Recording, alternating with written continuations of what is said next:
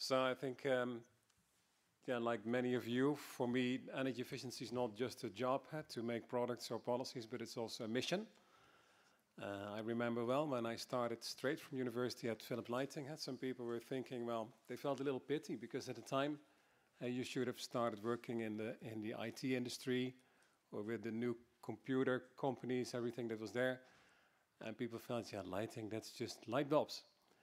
I think sometimes we take things that are important to life for granted, and we know that, yeah, light is not only the first mass electric appliance that actually our grandparents had then started socio-economic development with, but light is also crucial to life.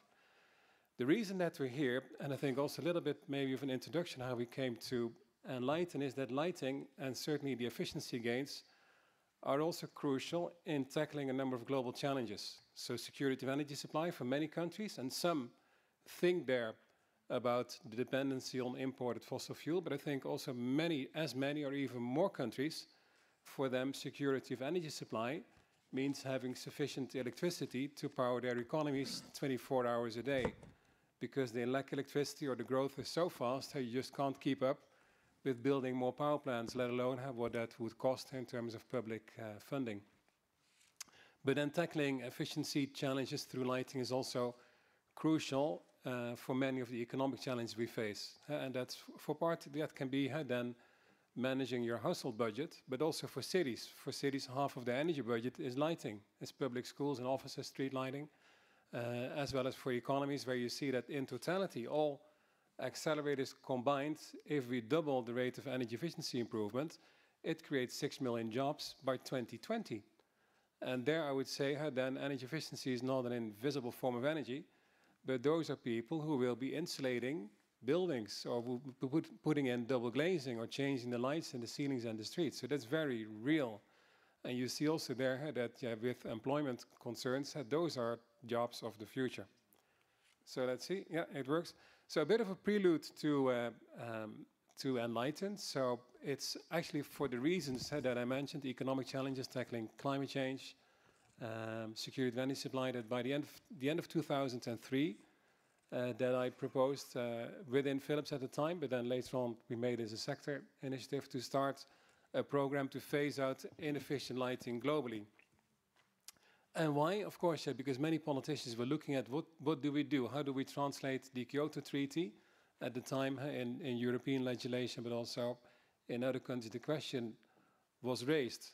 So we felt that instead of ducking and then pointing to another sector or another industry and saying, well, we are fine, just go to the neighbors, we felt, no, let's engage with political decision makers, let's show how much lighting matters. And that's when also Benoit was there quite early on, when we showed that lighting is 19%, almost 1/5 of global electricity. It's the largest homogeneous sector.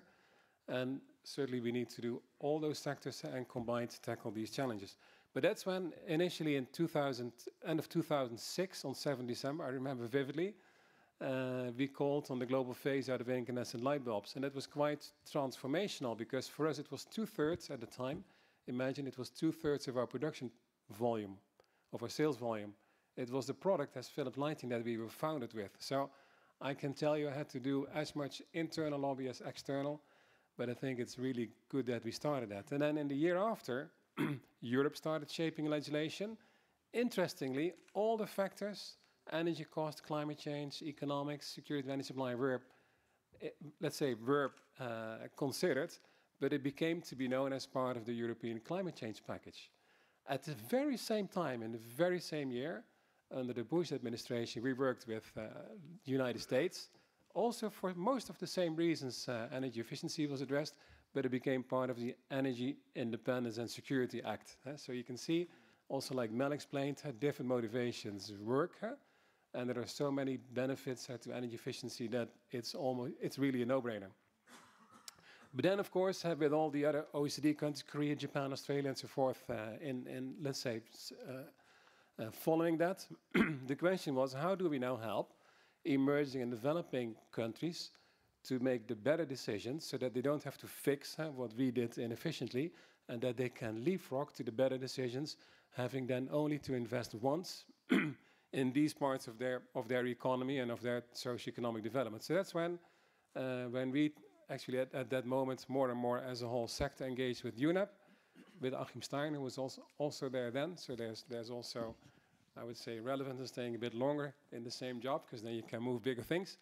And then we created what became to be known as Enlighten. The main part of the first, let's say, part of the program is to then focusing on phasing out incandescent light bulbs in emerging and developing countries. And a lot of work has been done there. You could say till last year, when we started on the one side broadening Enlighten. So from phase 1 to phase 2, where we also look at professional lighting, also like, okay, can we skip some of the also efficient technology and go straight away to retrofit LED and also new LED lighting solutions for different applications. And at the same time, then work with other sectors, which we did when we founded early last year the Energy Efficiency Accelerator, because only by teaming up, we can do what is needed, because the challenges are so huge. You see here some of the benefits. I won't go through all the numbers, but then I would say there also as much energy as is saved on the bill, which can be household, a company bill, a city bill, a national bill, a regional bill. At least the same amount you save, or not even more, in prevented investments in power generation. And that can, of course, then be used for education and healthcare. I would say also things that are on many of your government's agendas. Then we all looking at these types of curves, also next month when we are in Paris.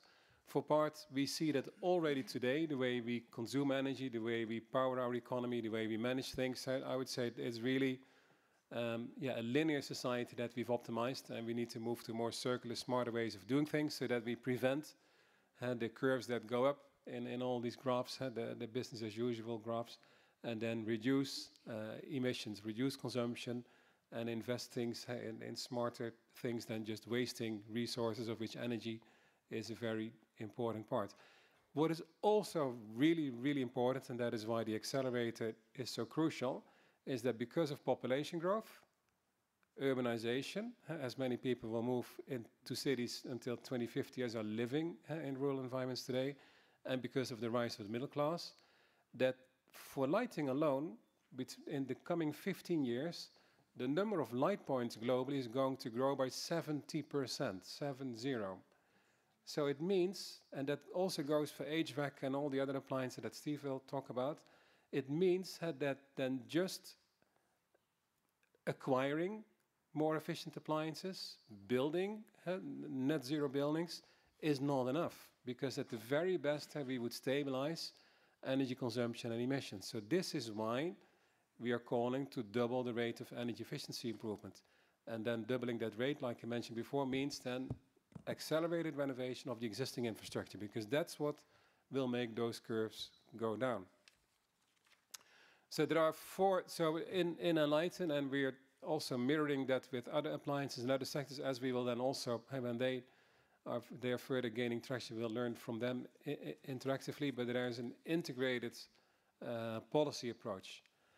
So 4 areas that we are addressing for policy. So one is very straightforward, and it is not so complicated to do, can be implemented fairly quickly at national and at city level, is minimum energy performance standards. So it's a bit taking away the temptation of inefficient technologies. And inefficient technologies are very attractive because they have this lowest initial cost. They have this lower price tag in the beginning. And then from then on, we all know, hey, you pay the bill once you have acquired something that is really cheap initially. It's a bit like a candy box in efficient technologies. I've said this before. A box of candies is very attractive, but then later on you pay a hefty dentist bill. And the same is valid with inefficient technology. So that's why minimum energy performance standards, if there's only one thing that you would need to do in your city or in your country, put in place minimum energy efficiency standards, take away the candy box with inefficient technologies, incandescent light bulbs and the like, and that will already bring you a huge leap forward. Then I'll take them actually in the next couple of slides. So maybe I'll go back to this one later on. So minimum energy performance standards, which I mentioned, is not so complicated. It's just putting the bar at a certain level of which you know that then the less efficient buildings are not going to be built. The less efficient appliances are no longer going to be available on the marketplace. Then, Yeah, then monitoring, verification and enforcement is also really important because you can put anything on paper, but if you don't monitor and if you don't verify and if you don't enforce it, not much difference will be made. So this means then just follow and track progress of what you have prescribed. It means then verifying that the products that are on the marketplace also have the quality level and the efficiencies that were promised. And it means enforcing that if somebody is let's say, not following a manufacturer or a customer official or an architect's agency, if they're not following those procedures, that action can be taken. Let's say I'm not in favor of fines, but at least we should see to it that behaviors change. And sometimes, as an ultimate measure, it can be fining or banning products or companies from the marketplace. But this is what's really needed next to everything that you put on paper. Then supporting policies. So that is also, there's a bit of a variety in supporting policies. So I'll go actually straight away to those.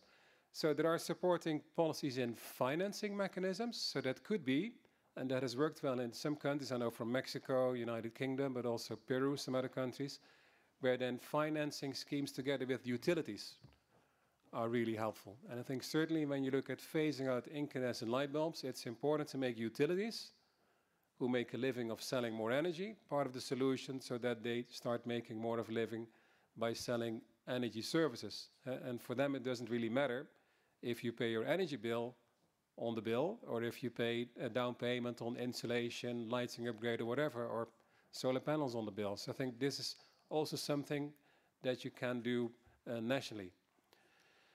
Then another policy, labeling, that is really effective, certainly with white goods, but also in lighting, is if we need to make it simple for consumers to see what decisions they are making. And they are not going to read these big reports that we are so good at making. They're not going to sit for hours watching PowerPoint presentations. They are there in a shop and they want to make a decision. They want to make a good decision, I think, often.